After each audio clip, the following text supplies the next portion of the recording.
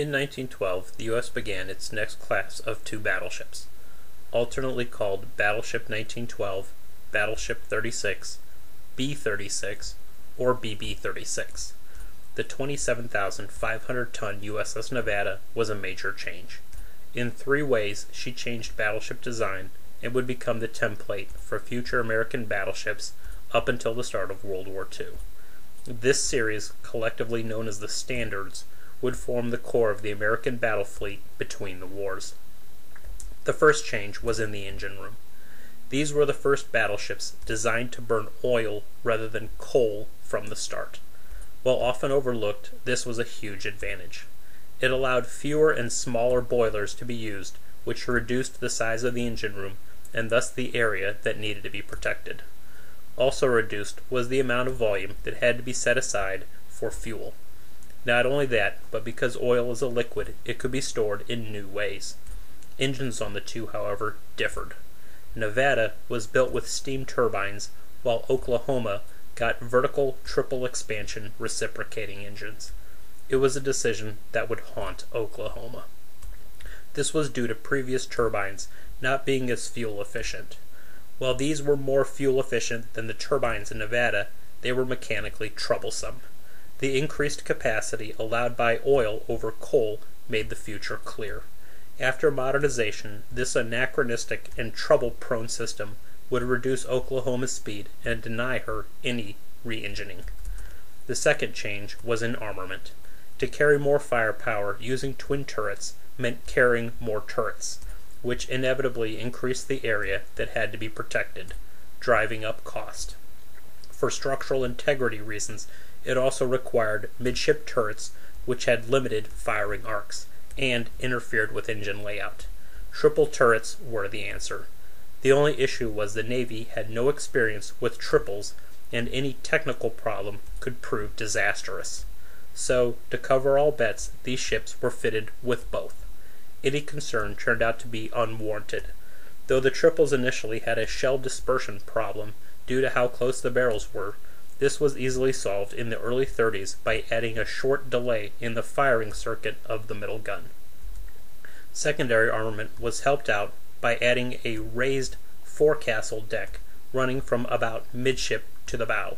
This raised the forward casemate guns one level in an attempt to keep them dry in heavy seas. The third change was armor. Most navies in 1912, or rather 1910, since that's when design work started in earnest, were still thinking in terms of ships shooting horizontally into each other. Virtually alone, the U.S. looked at the increasing gun sizes and came to the conclusion that future battles would be fought at longer and longer ranges with heavier and heavier shells. This meant horizontal armor, meant to protect the ship against diagonally plunging shells, became as important, if not more so, than vertical armor that protected the sides. A good example of this was that few battleships at this time had significant armor on their turret roofs. As a happy coincidence, this also covered aircraft-dropped bombs, though in 1910 very few people were considering that option. The easiest answer would be to simply armor the deck to the same degree as the sides. Structural engineering issues aside, this wasn't realistic because, even though they weren't any treaties yet, it would have been prohibitively expensive. Even without doing so, Nevada cost about $5,900,000. Adjusting for inflation in 2009, that's about $130 billion. Compare that to the cost of a modern supercarrier. At twice the length and almost 4 times the weight, and including an air group of about 65 planes, they cost about $10 billion each. Clearly, armoring from bow to stern, mast to keel, was financially out of the question. The only reasonable answer was all or nothing armor. That is to say, a part of the ship would either be protected enough to keep out armor-piercing shells, or not at all, in hopes said shell would pass right through without detonating. The volatile magazines were at the top of the list. Magazine explosions eventually doomed many ships in both wars. The adoption of triple turrets, which eliminated an entire turret of course reduced the number of said magazines and thus the amount of armor needed. Engineering was next on the priority list. Obviously, the loss of propulsion and power could cripple a warship. Not as obvious was the danger of spreading smoke. During the Battle of Tsushima, several Russian vessels had been crippled when damage to the boiler exhausts had filled the ship with smoke. Also, when firing, especially at long range, it's best to aim for the middle of the ship since that offers the highest probability of hit. Most importantly, though, was buoyancy. Being a group of large compartments at the center of the ship, on or below the waterline, engineering contributed significantly to the ship's buoyancy. If the engine rooms are flooded, a warship simply cannot stay afloat. The final part of the ship to receive significant armor was command and control positions, mostly the conning tower from where the captain would command the ship during a battle. Nevada was started November 14, 1912, and finished March 11, 1916.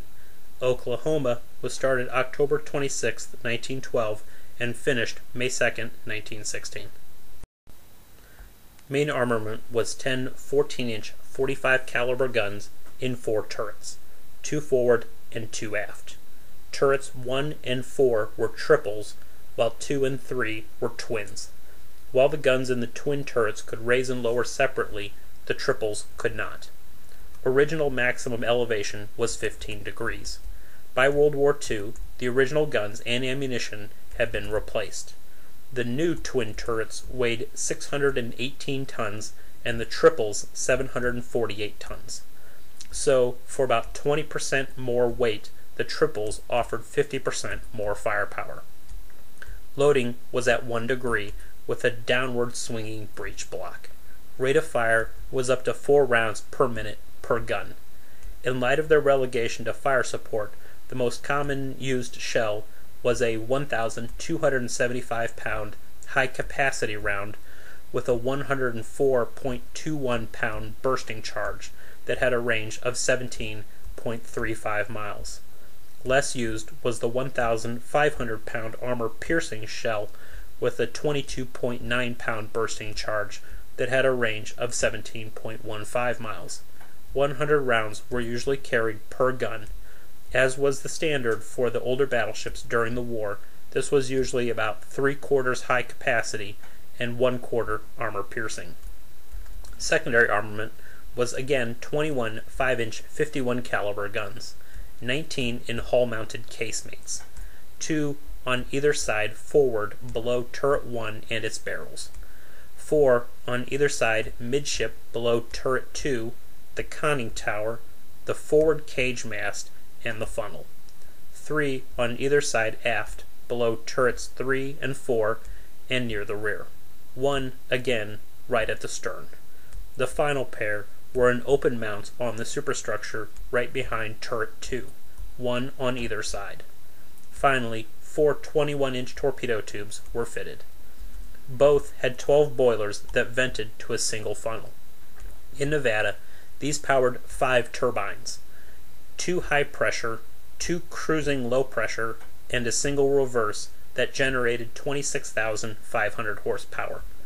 Oklahoma had 2 vertical triple expansion engines that generated 24,800 horsepower. These drove 2 propellers in both ships for a maximum speed of about 21 knots. Armor was all or nothing. The 13.5-inch armored belt ran the sides of the ship from the front of turret 1 to the end of turret 4. The armored deck was moved up to the main deck and had up to 3 inches of armor from turret 1 to turret 4.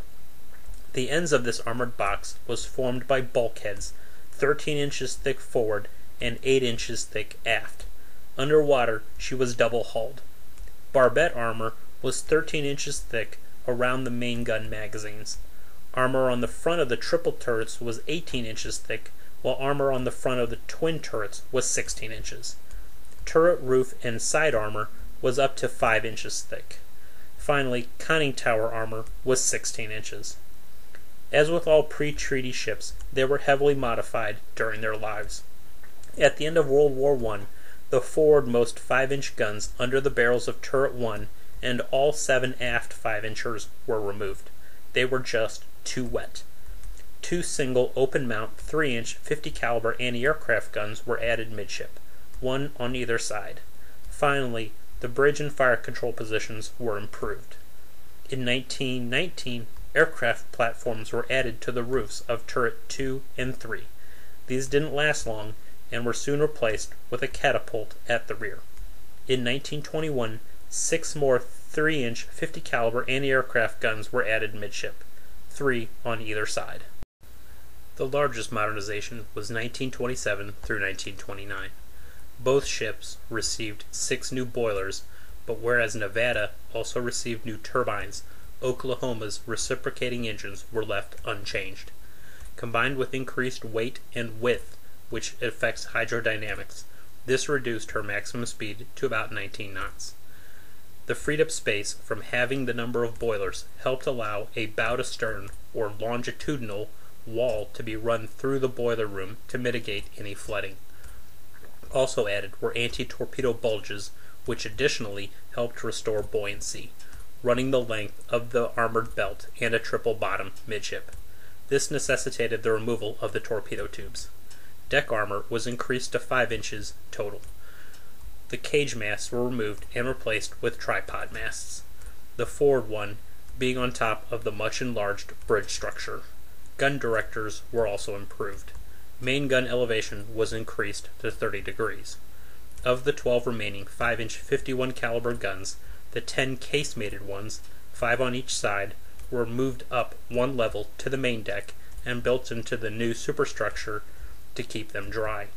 On top of them were placed the 8 new single open-mounted 5-inch 25 caliber anti-aircraft guns, which replaced the 3-inch 50 caliber ones, 4 on either side. Finally, 2 new catapults were fitted, an indication of the value placed on spotter aircraft in long-range gun battles. One on turret 3, and the other replacing the old one at the stern. All these modifications raised displacement to 29,069 tons. In 1941, the open-mounted 5-inch 51 caliber guns were removed in preparation for adding more medium anti-aircraft.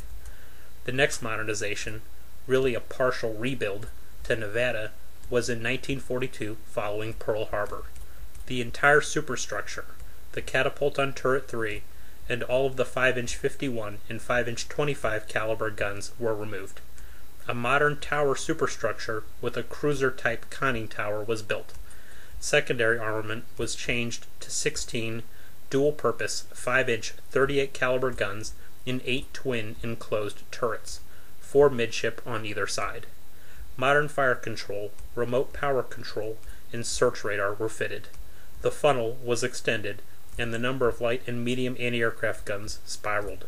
Displacement increased to about 31,500 tons. Both were at Pearl Harbor on December 7, 1941. Oklahoma was hit by 7 to 9 torpedoes, all nearly simultaneously along her length, all on the same side, all within the first 10 minutes of the attack.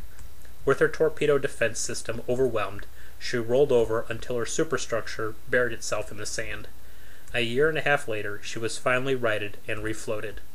Deemed not worth repairing, she was stripped and sold for scrap. She sunk while being towed back to the mainland. Nevada was the only battleship to get underway on December 7th, 45 minutes into the attack, and after having already been hit by a torpedo. As she sailed past her colleagues, the Japanese realized if they could sink her at the entrance, it would bottleneck the entire harbor. Hit by 6 to 10 bombs, the senior officer, her chief engineer, realized the danger and grounded her. Refloated in mid-February 1942, she sailed to the west coast for permanent repairs and overhaul, which were completed in October 1942. Following training, she provided gunfire for the recapture of Attu in mid-May 1943. Next, she transferred to the Atlantic and escorted convoys until supporting the invasions of first Normandy and then southern France. At the start of 1945, she transferred back to the Pacific and spent the rest of the war assisting the invasions of Iwo Jima and Okinawa. Off Okinawa, on March 27, 1945, she was hit by a kamikaze which knocked out turret 3. Post-war, she was painted pink and assigned to the Bikini bomb tests. Despite surviving both blasts, she was so radioactive that within hours of a real attack, she would have been rendered a ghost ship.